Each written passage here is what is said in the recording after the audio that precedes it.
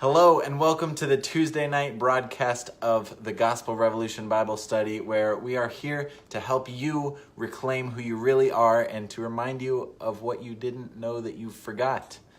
Tonight we will be answering the question, did Paul teach the same gospel as Peter, James, and John?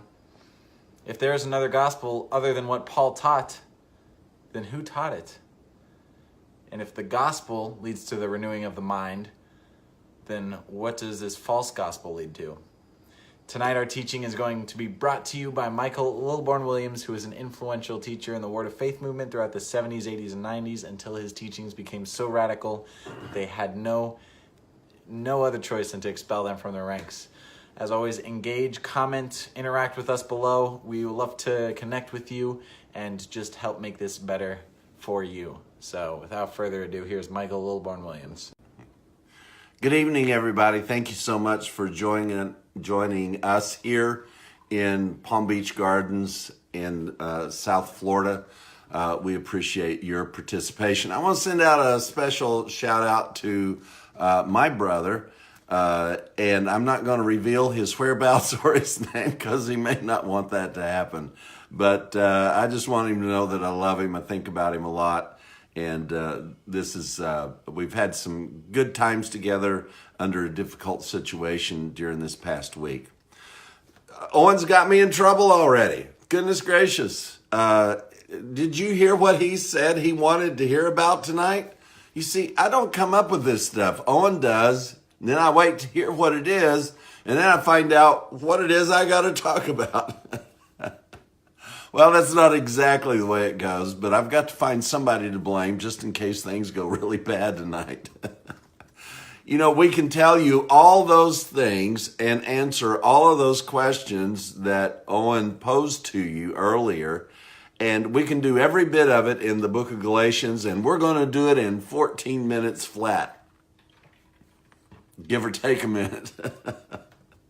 You know, when it comes to the gospel, I was commenting to Owen earlier that it's amazing that people can read the book of Galatians and not realize that there was some real contradictions and conflict and different teaching coming from Paul and the disciples, specifically Peter, James, and John, since they are named specifically. You see, what we're going to share with you tonight is not vague. It was possibly these guys he was talking about. Paul names them specifically, and what he says about them is not very flattering. I know that in most of Christianity, we are taught that all of these guys just wrote things that we've got to figure out how they fit together because it's all in the Bible. Therefore, we're left to try to figure it all out. These guys admitted they disagreed. Acts 15 and Acts 21 are marvelous examples of where they came together and agreed they disagreed. I really challenge you, go read Acts 15 and Acts 20 and 21. Go read those. These are places where that they came together in great conflict as to what the gospel actually was. They did not agree. I don't know of a place where it ever says that they did come into agreement. You know, when Jesus appeared to Paul on the road to Damascus, you know, he was only a few miles from Jerusalem. He could have said, okay, Paul, now that I've appeared to you, you can run up to Jerusalem and learn from the disciples, Peter, James, and John, and the rest of these guys, and you can learn the gospel from them. He did not do that. Jesus did not recommend that Paul learn from Peter, James, and John. That is a fact. It is a fact, and it is so startling, I have to say it again. Jesus Christ, the risen Savior, did not recommend to Paul that he learn from Peter, James, and John in Jerusalem. Instead, as you're going to find out tonight, if you didn't know before, Jesus took him into the desert, to the Arabian desert, and for 3 years explained the results of the cross to him. Now, when Paul is teaching here and writes to the Galatians, In verse 6 of chapter 1, he says, I marvel that you are so soon removed from him that called you into the grace of Christ unto another gospel. Now, guess who he's referring to when he says, I marvel that you're so soon removed? Well, he's talking about himself. You know, Paul said, all those that are at Asia have forsaken me. This is one of those churches that Paul was reaching out to, that the influence of other teaching, we'll just call it that at the moment, had led these people away from this wonderful man and his teachings. And he said that you've been removed unto another gospel. Now, basically, everybody says another gospel is the gospel that, if you're a Baptist, it's the other gospel the Catholics preach. If you're a Catholic, it's that other gospel the Methodists preach. But see, this is not something that we have to try to personalize. We can accept Paul's statements about who he was talking about and what the other gospel was. Now, he said, not only is it another gospel, but it's really not another gospel. It's not a gospel at all. But there be some that trouble you and would pervert the gospel of Christ. Wow.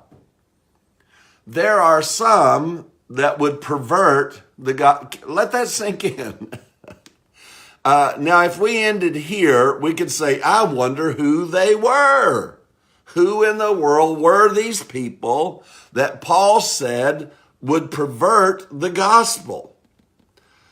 But though we are an angel from heaven, evidently they were pretty important people, because Paul's having to say it doesn't make any difference even if it's an angel. If they preach any other gospel unto you other than the one that I have shared with you, he didn't have nice things to say. So here in the opening of this, we find out. Now, I would love to just go verse by verse. Please go back and grab the book of Galatians and read it through with an open mind that these guys did not agree. They did not agree. Not the possibility that they disagreed, but the fact that they disagreed. Now we're going to drop down into Galatians chapter 2. I'm going to go to verse 17 in chapter 1. I'm sorry. He says, neither went I up to Jerusalem to them which were apostles. You know, it's hard for me to end on a verse, so I'm just going to read through this. If it takes me a little longer, we'll just have to do it. At verse 9, it says, as we said before and say now again, if any man preach unto you other gospel unto you other than that we have shared, that I've shared with you, let him be accursed. For do I now persuade men or God? Or do I seek the pleasure of man? For if I yet please men, I should not be a servant of Christ. But I certify to you, brethren, that the gospel which was preached of me is not after man. He said, I didn't get it from people. For I neither received it of man, neither was I taught it, but by the revelation of Jesus Christ. This sets Paul apart from all others. For ye have heard of my conversation in time past in the Jews' religion, how that beyond measure I persecuted the church, and profited from the Jews' religion above my equals in mine own nation, being more exceedingly zealous of the traditions of my fathers. But when it pleased God, who separated me from my mother's womb and called me by his grace to reveal his Son in me, that I might preach him among the heathen, immediately I conferred not with flesh and blood. Now, who is he talking about? I conferred not with flesh and blood. It's amazing. All you got to do is read one more verse. Neither went I up to Jerusalem to them which were apostles before me. Who is it that Paul did not confer with? Who is it that Paul had no questions for? He had no questions for Peter, James, and John. Paul had no questions for them. But I went into Arabia and returned again unto Damascus, the Arabian desert where Paul spent 3 years. Then after 3 years, I could have just waited and read it. I went up to Jerusalem to see Peter and abode with him for 15 days. Now, Paul's talking to us about his encounter that he had there. And then Paul tells us that in chapter 2, that 14 years later after that, this is the only encounter that Paul had with Jesus' disciples. And then here we are 14 years later, he went up to Jerusalem. And he says that Titus, who was with me, being a Greek, was compelled to be circumcised. And that because of false brethren. Wow. Man, this is getting pretty deep here. Who in the world is Paul talking about? Now, we've already seen that he went up to talk to Peter, and he says, I didn't see anybody except James, the Lord's brother. For those of you who've been told that James was not Jesus's physical brother, you've been lied to. James was the physical brother of Jesus Christ. A brother by the same mother, but not the same father. Now let's drop down into verse 9. And when James, Peter, and John, who seemed to be pillars, now why in the world would somebody who is making reference to one of Jesus's disciples say about them, those who seemed to be pillars? Perceive the grace that was given unto me. They gave me and Barnabas the right hand of fellowship, that we should go unto heathen, and they would go unto the circumcision or unto the Jews. Folks, this was just a way to settle big differences.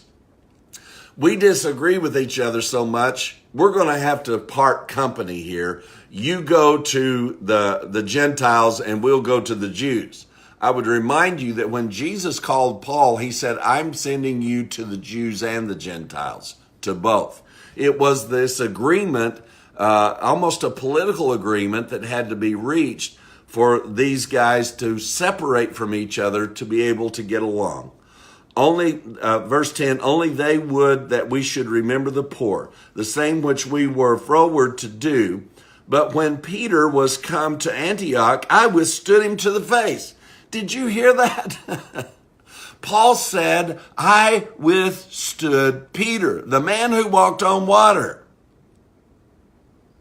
He withstood him to the face because he was to be blamed. Please don't read over this. Please read it in context. For before that certain came from James, he did eat with the Gentiles. But when they were come, he withdrew and separated himself, fearing them which were of the circumcision. My goodness, look at the influence that James had over Peter and John. Now, James was never a follower of Christ when he was alive. James was never a follower of Christ when he was alive. This is called nepotism.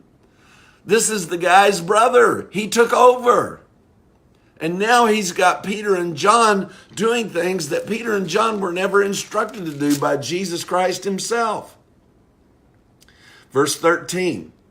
And the other Jews dissembled likewise with him, insomuch that Barnabas also was carried away with their dissimulation. But when I saw that they walked not uprightly according to the truth of the gospel, I'm not making this up. Paul said that Peter, James, and John were not walking uprightly according to the truth of the gospel. So who was it that was preaching this other perversion of the gospel? We're only into the second chapter. This doesn't take a rocket scientist to figure this out. All we have to do is read in context. He says that it was Peter, James, and John who started this dissimulation. But when I saw that they walked not uprightly according to the truth of the gospel, I said unto Peter before them all, if thou being a Jew livest after the manner of Gentiles, and not as do the Jews, why compellest thou the Gentiles to live as the Jews? We know We who are Jews by nature, Paul was a Jew by nature, and not sinners of the Gentiles, knowing that a man is not justified by the works of the law, but by the faith of Jesus Christ. If you thought it was your faith, you were mistaken. Paul says he was justified by the faith of the Son of God. You were not justified by your faith, but that is what Peter, James, and John taught. Folks, what I'm teaching you, I know it's radical. Yes, I got kicked out of every church around the planet for saying such things as this. But I'm telling you, there is a gospel that is so powerful, it will unify. It will bring freedom. Paul said in verse 21 of that same chapter, I do not frustrate the grace of God. For if righteousness come by the law, then Christ is dead in vain. The disciples were preaching circumcision. If Paul was not frustrating the grace of God, guess what Peter, James, and John were doing? They were frustrating the grace of God. And our last verse I'm going to bring to you to answer the last question that Owen posed to us. O foolish Galatians, who has bewitched you, that you should not obey the truth, before whose eyes Jesus Christ hath been evidently set forth, crucified among you. What can it do to you if you embrace the gospel of Peter, James, and John instead of the gospel of Paul? You're under a spell. You are under a spell. And it's time that that spell be broken. It's time to come out of self-righteousness. It's time to break away from the religion called Christianity. I know we've sanctified that word, but there's nothing sanctified about the title Christian or Christianity. Christ redeemed the whole earth by his own faith, by his own work, without us. Doesn't that sound a little bit more like God? And if there's good news, doesn't that sound more like good news? Rather than having to come up with your own to present to God, didn't Jesus do a good enough job?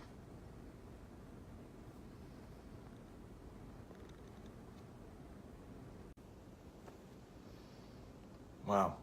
Thank you so much for joining us this week on the Bible study. We will be in Calgary, Alberta, Canada, September 14th, 15th, and 16th.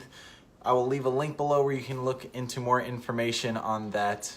You can come and join us. It's a free event, so by all means, come make it out. We have an incredible weekend and teaching planned for you where we will be walking through the entire book of Romans, exploring exactly what Paul thinks about personal faith and his teachings on that.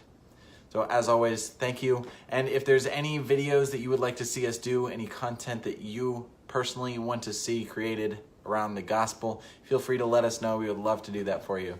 I'm Owen, and we'll see you at the same time, same place next week.